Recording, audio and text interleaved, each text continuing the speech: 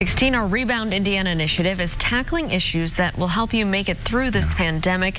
And so our team, Raphael, is continuing to focus on those who are having difficulty with their unemployment benefits still.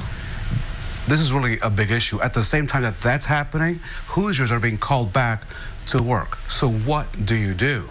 This week, we explore what you need to know to avoid being accused of unemployment fraud. This is all about you managing unemployment.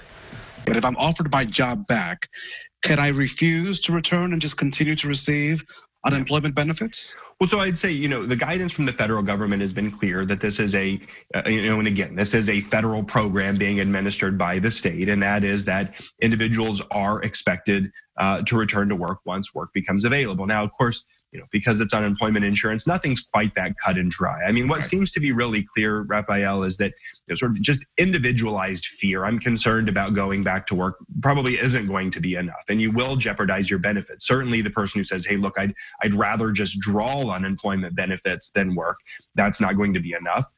If you refuse work under those circumstances, you'll be denied benefits.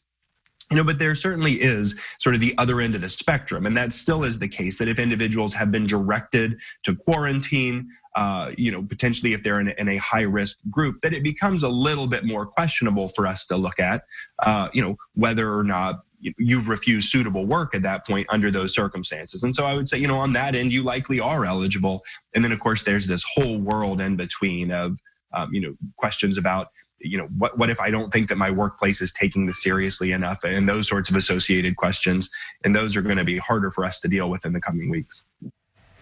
So this is really a big issue. We'll continue the discussion throughout the week.